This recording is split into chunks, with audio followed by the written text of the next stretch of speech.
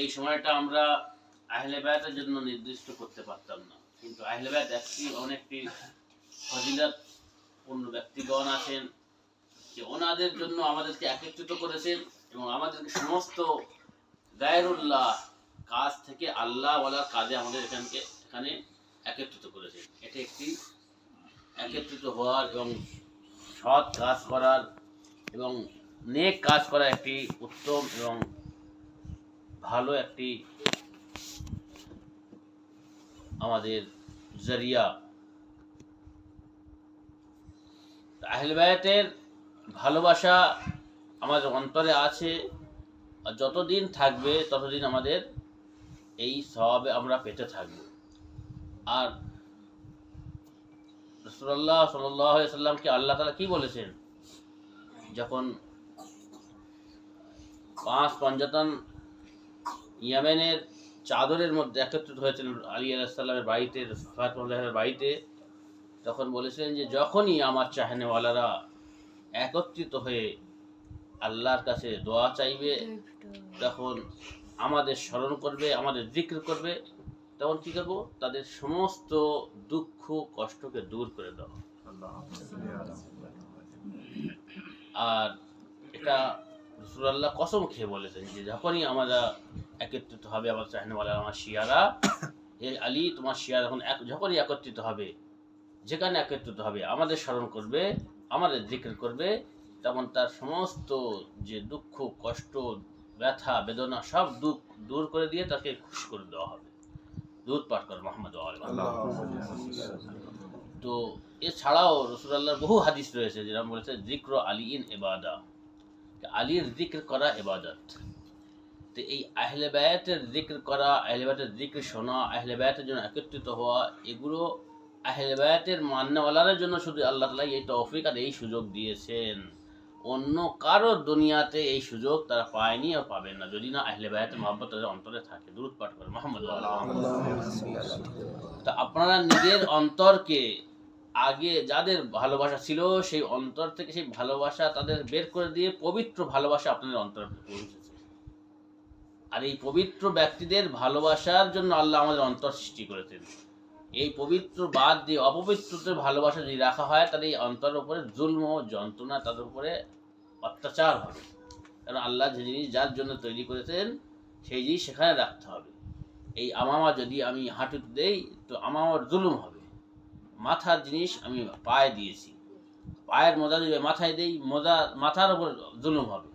যে জিনিস যেখানে থাকার স্থান সেই জিনিস তাকে রাখতে হবে, সেখানে রাখতে হবে। এইটা হলো আদালত, এইটা হলো ইনসাফ। এই অন্তর তৈরি করা হয়েছে কিন্তু আল্লাহ তাআলা তৈরি করেছেন জন্য। এখানে আল্লাহ থাকবেন, রসুল থাকবেন, আল্লাহ রসুলের আহলে বায়াত থাকবেন। এখানে আল্লাহ ছাড়া যদি গায়রুল্লাহ কাউকে নিয়ে আসি, যদি কোনো মূর্তির ভালোবাসা নিয়ে আসি, তো আল্লাহর উপর জুলুম হবে, আমার নাফসের উপর জুলুম হবে। অনুরূপ যদি রসুল আল্লাহর ভালোবাসার পরিবর্তে অন্য কারোর দেবতা নিয়ে আসি, তাহলে যে রসুলের জায়গা থাকার স্থান, তাহলে নাফসের উপর জুলুম হবে, তারও জুলুম হবে, রসুলের উপর জুলুম হবে। আর অনুরূপ আহলে বায়াতের ভালোবাসার পরিবর্তে অন্য কারো যদি ভালোবাসা নিয়ে আসি, তাহলে এই অন্তরের উপর জুলুম হবে, আর আহলে বায়াতের উপর জুলুম অত্যাচার হবে। তো যে জিনিস যেখানে থাকার যোগ্য তার সেখানে রাখতে হবে। ফুলদানি রাখার যোগ্য এখানে আলমারির উপরে, আলমারির ভেতর যদি রেখে দেই তাহলে তার কোনো কিছু হবে না। তার জুলুম রাখবে, সবার সামনে দেখবে, খুশি হবে, এটাই তার যোগ্যতা। তো ওই রকম যে জিনিস যেখানে থাকার প্রয়োজন সেখানে রাখার নাম হলো, এটাই আদালত, এটা হলো ইনসাফ, এটা হলো আমাদের ইনসাফ করা এবং সকলের মধ্যে আদালত সৃষ্টি করা। তো আল্লাহ তাআলা আমাদের অন্তর দিয়েছেন, এই অন্তরে আল্লাহ, রসুল আর রসুলের আহলে বায়াতের ভালোবাসা আমরা রাখবো। আর এই ভালোবাসা কিভাবে হবে? ভালোবাসা এটাই যে তার দুঃখের দিন দুঃখ আমরা দুঃখিত হব এবং তার খুশির দিন আমরা খুশি হব। খুশির দিনে আমরা মাহফিল এবং আমরা জশ্ন করব এবং আমরা খুশি উদযাপন করব। খুশির দিনগুলো খুশিতে আমরা উদযাপন করি। যেমন আমরা ফাতেমা জাহরা সালাতুল্লাহ আলাইহার জন্মদিনে আমরা কি করি, সেই দিনে আমাদের যদি কোনো বিবাহ হয় সেই দিনেই আমরা রাখি, যে খুশির দিনে দুটো খুশি মিলিত হয়ে আমরা খুশি মানাবো। আর ফাতেমা জাহরার যে শাহাদাত দিবস আছে, সেই শাহাদাত দিবসে আমরা সকলকে একত্রিত করে কালো পোশাক পরে আমরা এসে ফাতেমা জাহরার দুঃখে আমরা দুঃখিত হই। এটাই নাম ভালোবাসা। কিন্তু যাকে আমরা ভালোবাসি তার বাড়ি থেকে যদি মারা যায় তার দুঃখে গিয়ে তার আমরা আমরা তার সান্ত্বনা দিই, এটাই ভালোবাসার পরিচয়। আর তার বাড়ি যদি কোনো খুশির অনুষ্ঠান হয় তার গিয়ে সেখানটা শরীর হয়ে তার খুশিটা আমরা শরীর হয়ে তার খুশিকে দোবালা করে দেই, বেশি করে দেই এবং ডবল করে দেই, তোমার খুশিতে আমি খুশি, এটাই ভালোবাসার পরিচয়। তো যদি আমরা নবীকে ভালোবেসে থাকি, নবীর আহলে বায়াতকে ভালোবেসে থাকি, তাহলে নবীর জন্মদিনে আমরা খুশি হব, নবীর আহলে বায়াতের জন্মদিনে আমরা খুশি হব, নবীর ওফাত দিবসে আমরা দুঃখ পালন করব, আর নবীর আহলে বায়াতের ওফাত দিবসে আমরা কি করব, শাহাদাত দিবসে আমরা কি করব, শোক পালন করব, এবং এটা মানুষকে পৌঁছাবো কি আসল দিন হলো এই দিন। কি ধর্ম? কি মহব্বত, আল্লাহ রসুল আর রসুলের আহলে বায়াতের প্রতি মহব্বত, আর এদের যারা মাননেওয়ালা তাদের প্রতি মহব্বত, ভালোবাসা। আর আরেকটি হলো যে আল্লাহর শত্রু, নবীর শত্রু, আহলে বায়াতের শত্রু, আর আহলে বায়াত আল্লাহ রসুলের চাহনেওয়ালাদের যারা শত্রু তাদের থেকে দূরে রাখা, তাদের থেকে দূরে থাকা, তাদের থেকে বিরত থাকার নাম। আল্লাহ ওয়ালাদের সাথে লাইনে ভালোবাসা, আল্লাহর বিরোধী যারা থাকবে, রসুলের বিরোধী যারা থাকবে, আহলে বায়াতের বিরোধী যারা থাকবে তাদেরকে ঘৃণা করা, নাফরত করা, এই দুটো জিনিস। হব্বুল্লাহ আর বগজুল্লাহ, বগজুলিল্লাহ হব্বুলিল্লাহ, আল্লাহর জন্য কাউকে ভালোবাসা আর আল্লাহর জন্য কাউকে ঘৃণা করা আর তার থেকে দূরে থাকা, এই দুটি জিনিসের নাম কি? ইসলাম। এই জিনিসটা আমরা করছি, এটা কি জন্য করছি? আমরা আল্লাহর জন্য খুশি হচ্ছি, আল্লাহর জন্য আমরা কার দুঃখ পাচ্ছি, আর আল্লাহর জন্য আমরা শোকানুষ্ঠান করছি, আর আল্লাহর আদেশে আমরা কাউকে ঘৃণা করছি। আমরা নিজের ইচ্ছা মতো নিজের মন মানি আমরা করছি না। আজকে যে আমরা একত্রিত হয়েছি কি জন্য? আল্লাহর জন্য, আল্লাহর সন্তুষ্টি অর্জনের জন্য, আল্লাহর রসুলের সন্তুষ্টি অর্জন করার জন্য, আল্লাহর রসুলের আহলে বায়াত বিশেষ করে ফাতেমা জাহরা সাল্লাল্লাহু আলাইহার সন্তুষ্টি অর্জন করার জন্য। কেন? রাসূলুল্লাহ কি বলছে? ফাতেমা তো বাদআতুম মিন্নি মান আগযাবাহা ফাকাদ আগযাবানি, ফাতেমা আমার অংশ, যে ব্যক্তি তাকে দেবে, কষ্ট দেবে, নারাজ করবে, সে আমাকে নারাজ করলো, আর আমাকে যে নারাজ করবে সে আল্লাহকে নারাজ করলো, আর আল্লাহকে যে নারাজ করবে সে কি হবে? জাহান্নামে যাবে।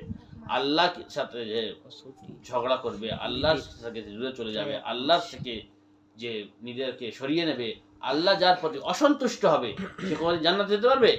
যেতে পারবে না। তো মানদণ্ড এখানে কে? মানদণ্ড হযরত ফাতেমা জাহরা সাল্লাল্লাহু আলাইহা।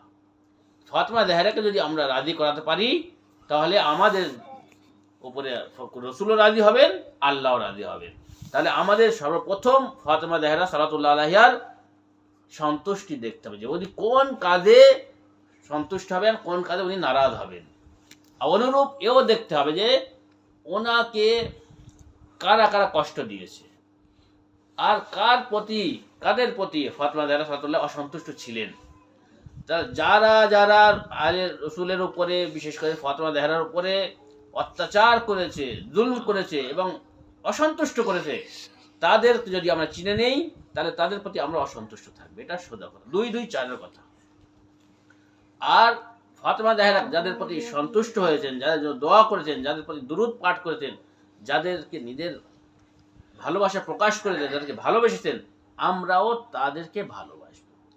এটাও 2-2-4 কথা, এছাড়া আর কোনো অন্য কথা নেই। আমরা কোনো অন্য কথা বলছি না, 2-2-3 বলছি না, 5 বলছি না, 2-2-4।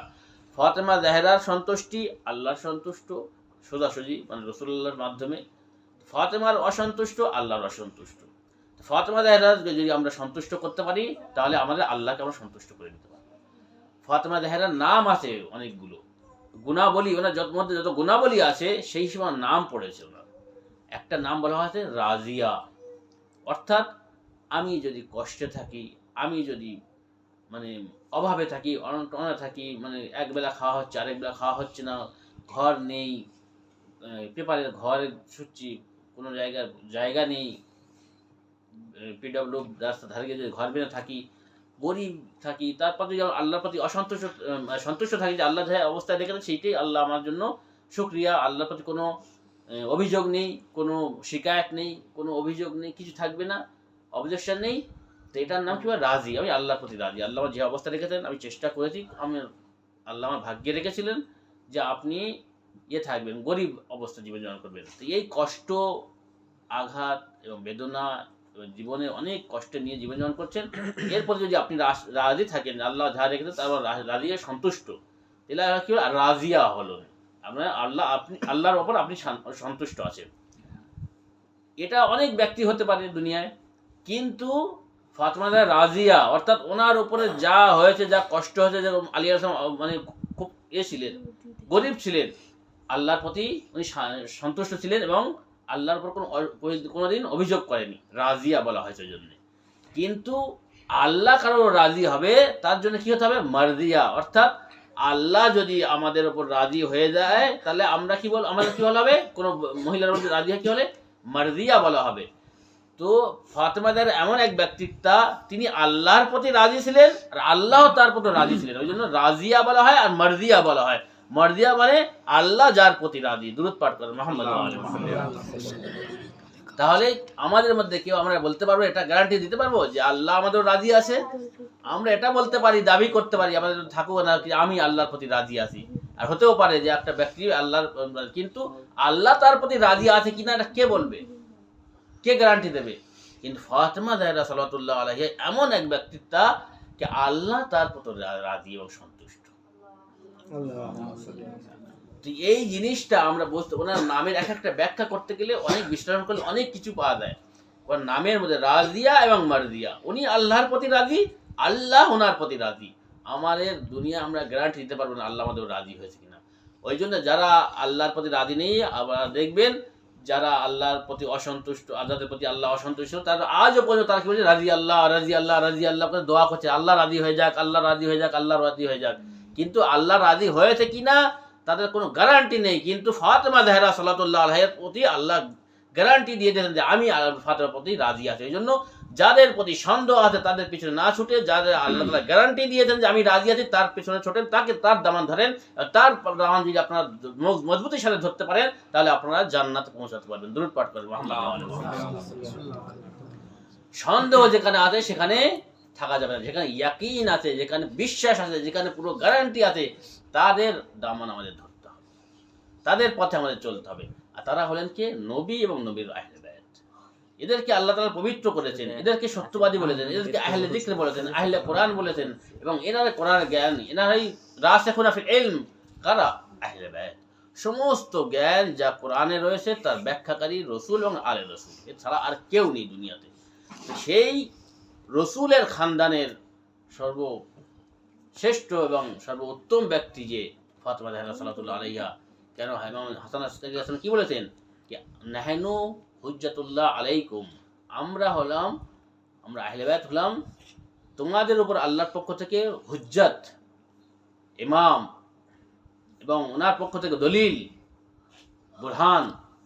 ওয়া ফাতেমা তো উম্মুহা, উম্মুনা ফাতেমা, আমাদের মা, আমাদের ফাতেমা জাহরা সাল্লাল্লাহু আলাইহা, তিনি হলেন হুজ্জাত আলাইনা, আমাদের ইমামদের উপরে হুজ্জাত কে, ফাতেমা জাহরা। এই আমাদের হুজ্জাত ইমামগণ, আর ইমামদের হুজ্জাত কে, ফাতেমা জাহরা। অর্থাৎ ইমামদের মূল যিনি হল ফাতেমা জাহরা। তাহলে ইমামদের যারা ঐশী জ্ঞানী, যারা আল্লাহর কাছ থেকে জ্ঞান নিয়ে এসেছেন, তাদের উপরে হুজ্জাত হলেন হযরত ফাতেমা জাহরা। তাহলে হযরত ফাতেমা জাহরা কত মাকাম, কত স্থান, কত মর্যাদাবান, কত উচ্চ এবং কত স্থান ঊর্ধ্বে। সেই ফাতেমা জাহরাকে পুরো দুনিয়া মিলে তো তাকে সম্মান দেওয়া উচিত ছিল। সেই ফাতেমা জাহরাকে পুরো দুনিয়া মিলে তাকে স্থান দেওয়া দরকার ছিল, কিন্তু না, আজকে আমরা দেখি একটি কাঠুরির মহিলার সাথে ফাতেমা জাহরাকে কম্পেয়ার করা হয়। কত আফসোসের বিষয়। ফাতেমা জাহরার প্রতি এটা জুলুম নয়, অত্যাচার নয়? যার স্থান যেখানে, তাকে সেখানে বসাতে হবে। দেশের প্রধানমন্ত্রীকে যদি আমি জেলা শাসক যদি বলি, তাহলে প্রধানমন্ত্রীর অসম্মান হবে না? এর সাথে কম্পেয়ার করি, পোস্ট মাস্টারের সাথে প্রধানমন্ত্রী যদি আমি কম্পেয়ার করি, তাহলে কি প্রধানমন্ত্রী ইনসাল্ট হবে না? হ্যাঁ। তো ফাতেমা জাহরা সবার ঊর্ধ্বে, নারীদের নেত্রী। বলার খুব সহজ, কিন্তু চিন্তা করা দরকার যে আমরা কার সাথে কার তুলনা করছি, কার সাথে কার মুওয়াজানা করছি, কার সাথে কার মিলিত করছি। যিনি রানী, ভেস্টের রানী, নারীদের রমণী, সমস্ত নারীদের নেত্রী দুনিয়াতে এবং আখিরাতে, তার সাথে একটা কাঠুরি মেয়ের সাথে আমরা কি করছি, তুলনা করছি। কত সহজভাবে বলে চলে যাই, আমরা চিন্তাও করি না। যার যে স্থান তার সেই স্থান দিতে হবে। যে পোস্টম্যান তার পোস্টম্যানের জায়গা থাকবে, যে প্রধানমন্ত্রী সে প্রধানমন্ত্রী থাকবে, যে শিক্ষামন্ত্রী তার শিক্ষামন্ত্রীর স্থান থাকবে। শিক্ষামন্ত্রী কোনোদিন প্রধানমন্ত্রীর কাছে যেতে পারবে না, প্রধানমন্ত্রী সবার ঊর্ধ্বে থাকবে। যে নেত্রী সবার ঊর্ধ্বে, তার সাথে কারোর করা চলবে না। ফাতেমা জাহরা সালাতুল্লাহ আলাইহার স্থান এত মর্যাদাবান যে নারীদের সকলের ঊর্ধ্বে, নারী কুলের শিরোমণি ফাতেমা জাহরা সালাতুল্লাহ আলাইহা। তা ওনার আলোচনা করার জন্য আমরা একত্রিত হয়েছি। আপনারা শুনেছেন অনেক ফাদাইল, অনেক মাসায়েব এবং অনেক কিছু ওনার বিভিন্ন দিক থেকে। তো আমরা এটাও বলতে চাই যে ওনার যে ফাদাইল রয়েছে, এমন এমন ফাদাইল রয়েছে যা আমরা এখনো পর্যন্ত শুনিনি, এখন ব্যাখ্যা জানি না। ওনার আরেকটি নাম হলো কি করিমা। করিমা মানে কি জানো? করিমা মানে কি জানো?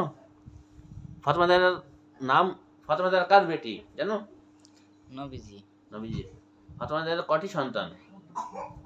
দুইটি। কে কে? হাসাইন আর হুসাইন। আর কন্যা সন্তান? কন্যা সন্তান নেই। কন্যা সন্তান নেই? কেউ জানো কন্যা সন্তান আছে কি নেই? কে জানো? তোমার বাচ্চারা কে জানো? জানো কে?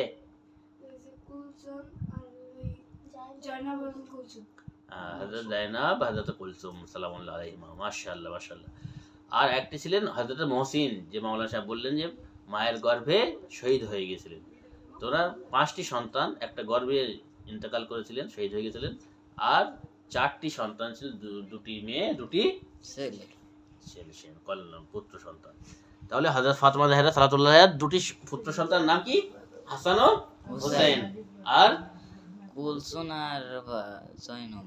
হযরত কুলসুম, হযরত জায়নাব, এনাকে 2টো কন্যা সন্তান। তাহলে বাচ্চারা ভালো করে শোনো, মনে থাকবে তো পরে। পঞ্চতনের নাম জানো? পঞ্চতনের নাম? হ্যাঁ, পঞ্চতনের নাম জানো? পঞ্চতনের নাম জানো? বলো, কে জানে? তুই জানো?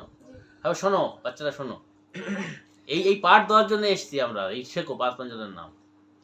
হযরত মুহাম্মদ সাল্লাল্লাহু আলাইহি সাল্লাম, ইমাম ফাতিমা আলাইহিস সালাম, ইমাম আলী আলাইহিস সালাম, ইমাম হাসান আলাইহিস সালাম, ইমাম হুসাইন আলাইহিস সালাম। মাশাআল্লাহ। আল্লাহুম্মা সাল্লি আলা মুহাম্মাদ। রাসূলুল্লাহর কন্যা ফাতেমা জাহরা, হযরত আলী ফাতেমার স্বামী, হযরত আলী ও ফাতেমার সন্তান, 2 সন্তান কি হাসান হোসেন। এই মিলে কি হলো 5 পঞ্চতন বলা হয়। 12 ইমাম জানো? নাম শুনেছো 12 ইমাম? আর হযরত হোসেন আলাইহিস সালামের 9টি সন্তান, মানে জাইনুল আবদিন সাল্লাম থেকে নিয়ে মেহেদী আলাইহিস সালাম মতো, এরাই হলেন মিলিয়ে 12 ইমাম। 12 ইমামের নাম জানো? জি আচ্ছা, শেখাবে। সকল মায়ের বাবাদের এটাও কর্তব্য, নিজের বাচ্চাদের 5 পঞ্চতনের নাম শেখানো আর 12 ইমামের নাম শেখানো। আগামীতে আমরা যখন আসবো ইনশাআল্লাহ, যেন সব বাচ্চারা যেন এটা জানে, সব পিতা মাতার এটার কর্তব্য। কারণ আমরা এসছি 2 ঘন্টা 4 ঘন্টা একদিন চলে যাব, আমরা আপনাদের বলে যাচ্ছি, আপনারা শেখান বাচ্চাদেরকে, ঠিক আছে? এটাই হলো মেন শিক্ষা। এখন থেকে তাদের অন্তরে আহলে বায়াতের মূল শিক্ষা, আহলে বায়াতের নাম, আহলে বায়াতের ভালোবাসা এখন থেকে আপনারা প্রবেশ করান। এই বাচ্চা যখন বড় হবে তখন আহলে বায়াতের পুরো মহব্বত নিয়ে, ভালোবাসা নিয়ে বড় হবে। তো বাচ্চাদের ছোট্টবেলা থেকে কি করবেন?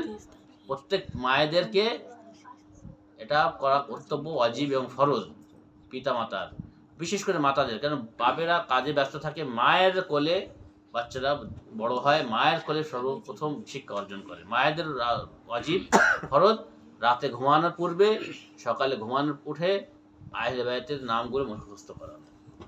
তো আহলে বায়াতের ভালোবাসার জন্য আমরা এখানে একত্রিত হয়েছি। আজকের কার শাহাদাত দিবস? তো হযরত ফাতেমা জাহরা সালাতুল্লাহ আলাইহার শাহাদাত দিবস উপলক্ষে আমরা এখানে একত্রিত হয়েছি। ফাতেমা জাহরার উপরে অনেক জুলম অত্যাচার হয়েছে, সেই অত্যাচারগুলো আমরা বলার জন্য এখানে এসেছি যে বাচ্চারা তোমরা শিখে নাও, জেনে নাও, বুঝে নাও। ফাতেমা জাহরা হলেন জান্নাতের নেত্রী মহিলাদের, আর হাসান হোসেন হলেন জান্নাতের নেতা যুবকদের। আর হযরত আলী আলাইহিস সালাম নিজের হাতে হাউজে কাউসারে দাঁড়িয়ে প্রত্যেক জান্নাতি ব্যক্তিদেরকে পানি পান করাবেন রাসূলুল্লাহর পাশে দাঁড়িয়ে। আর ফাতেমা জাহরা সালাতুল্লাহ আলাইহা জান্নাতে যাবেন না যতক্ষণ না তার পুরো চাহনেওয়ালাদেরকে না নিয়ে যাবেন। তো আজকের আমরা ফাতেমা জাহরা সালাতুল্লাহ আলাইহার ভালোবাসায় এখানে একত্রিত হয়েছি। ফাতেমা জাহরা এমন এক ব্যক্তিত্ব ছিলেন যে তার পিতা যখন তিনি কোনো সময় সফরে যেতেন তখন কি করতেন জানেন? ফাতেমা জাহরা সর্বশেষ ব্যক্তি হতেন যার সাথে শেষ সাক্ষাৎ করে তিনি যেতেন। সবার সাথে সাক্ষাৎ করে নিয়ে সবার বিদায় জানিয়ে লাশ ব্যক্তি ফাতেমা জাহরা সালাতুল্লাহর কাছে আসতেন রাসূলুল্লাহ, এবং তার কাছ থেকে বিদায় নিয়ে তবে তিনি চলে যেতেন বাইরে। এবং সর্বশেষ প্রথম যখন তিনি আসতেন বাড়িতে প্রবেশ করার পর প্রথম ব্যক্তি যার সাথে সাক্ষাৎ করতেন সে কে? হযরত ফাতেমা জাহরা সালাতুল্লাহ আলাইহা। অর্থাৎ রাসূলুল্লাহ এটা বলতে চাচ্ছেন যে দেখে এই আমার উম্মত, আমার আর ফাতেমার মধ্যে দূরত্ব যত কম হয় আমি সেটাই রাখতে চাচ্ছি। কেন ফাতেমা ছাড়া আমি থাকতে পারি না। ফাতেমাকে না দেখলে আমার মন কেমন হয়। ফাতেমাকে আমি সর্বশেষ দেখি এবং সর্বপ্রথম এসে তাকে দেখি, যাতে আমার আর ফাতেমার মধ্যে দূরত্বটা কম হয়। ফাতেমাদের এত সম্মান রাসূলুল্লাহ দিয়েছেন যে রাসূলুল্লাহ মনে করেন রাসূলুল্লাহ এখানে দাঁড়িয়ে বসে আছেন, এখানে হযরত আদম বসে আছেন, রাসূলুল্লাহ আসলেন কি হলো? আদম দাঁড়িয়ে গেলেন। রাসূলুল্লাহ এখানে মনে করেন হযরত নূহ বসে আছেন, রাসূলুল্লাহ আসলেন কি হলো? হযরত নূহ দাঁড়িয়ে গেলেন। হযরত ইব্রাহিম, হযরত মুসা, হযরত ঈসা, হযরত লূত, হযরত ইউসুফ, হযরত সুলাইমান, হযরত লোকমান, হযরত খিজর, হযরত শীশ, যত নবী আছেন মনে করেন সবাই বসে আছেন। রাসূলুল্লাহ যদি আসেন কি হবে? কেন? সকলের সর্দার রাসূলুল্লাহ সাল্লাল্লাহু আলাইহি সাল্লাম, তাই তো? আর মনে করেন সবাই বসে আছেন, রাসূলুল্লাহ বসে আছেন, ফাতেমা জাহরা সালাতুল্লাহ আসছেন, আর ফাতেমা রাসূলুল্লাহ যদি দাঁড়িয়ে যান সমস্ত পয়গম্বরও দাঁড়িয়ে যাবে। তাহলে যে ফাতেমা জাহরা সালাতুল্লাহ আলাইহার জন্য সমস্ত কায়নাতের যত জিনিস আছে রাসূলুল্লাহ দাঁড়িয়ে যাওয়া মানে কি? সমস্ত সবাই দাঁড়িয়ে যাওয়া। সেই ফাতেমা জাহরার উপরে এত অত্যাচার করতে নামধারী মুসলমান, সে দুঃখ কষ্ট এত ভাবে দিয়েছে। শারীরিক দুঃখ তো কষ্ট তো ব্যথা তো একটা আলাদা জিনিস, কিন্তু আধ্যাত্মিক কষ্ট এবং মানুষের মানসিক কষ্ট এই শারীরিক কষ্ট থেকে দ্বিগুণ বেশি, তাই কি না? সকলে এদিকে শুনবেন। হযরত ফাতেমা জাহরা সালাতুল্লাহ আলাইহাকে শারীরিকভাবে কষ্ট দেওয়া হয়েছে এবং মানসিকভাবে কষ্ট দেওয়া হয়েছে। আপনারা অনুভব করতে পারেন, অনুভব করবেন। একদা রাসূলুল্লাহর ইহকাল ত্যাগ করার পর, পর্দা নেওয়ার পর অবস্থা এমন হয়ে গেল যে রাসূলুল্লাহর জানাজায় শরীক হলেন না সাহাবারা, দাফন কাফনে শরীক হলো না, এবং তার আজ এই বলে আসছে, অপবাদ দিয়ে আসছে যে তার জানাজা হয়নি। কত বড় একটা সত্যকে বা চোরকে লুকানোর জন্য, আড়াল করার জন্য, এবং চোরের নাম যাতে প্রকাশ না পায় সেই জন্য একটা বিরাট বড় চক্রান্ত হয়েছে কি রাসূলুল্লাহর জানাজা নামাজ পড়ানো হয়নি। কিন্তু না, রাসূলুল্লাহর জানাজা পড়ানো হয়েছে, ওনার গোসল দেওয়া হয়েছে, কাফন পরানো হয়েছে এবং ওনার দাফন করা হয়েছে। এই জন্য আজকের দুনিয়ায় উড়িয়ে দিয়েছে যে ফাতেমা রাসূলুল্লাহ সাল্লাল্লাহু আলাইহি ওয়াসাল্লামের দাফন কাফন ফেরেশতারা করে দিয়েছে, আর জানাজা নামাজকে পড়ায়নি। কেননা যদি পড়ানো হয় তাহলে সত্যটা বেরিয়ে পড়বে। সত্য লুকানোর জন্য এইটা নিয়ে এসছে গোদামিলি, যেতে রাসূলুল্লাহর দাফন হয়নি, কাফন হয়নি, ফেরেশতারা সব করেছে, কেউ মানুষ করেনি, এবং জানাজার নামাজ হয়নি। আর এটা মানুষকে ধোঁকা দেওয়া হচ্ছে। ফাতেমা জাহরা সালাতুল্লাহ আলাইহা নিজের বাবার চলে যাওয়ার পর একতানা হয়ে গিয়েছে, এবং আহলে বায়াতের উপর চাঁদ দারোদায় গিয়ে রাসূলুল্লাহ সাল্লাল্লাহু আলাইহি ওয়াসাল্লাম কি করতেন? সকাল সন্ধ্যা সালাম করতেন। সে আহলে বায়াতের উপর, ফাতেমা জাহরার ঘরের উপরে অত্যাচার করা হয়েছে, অসম্মান করা হয়েছে এবং তাদের শারীরিক ও মানসিক অত্যাচার করা হয়েছে।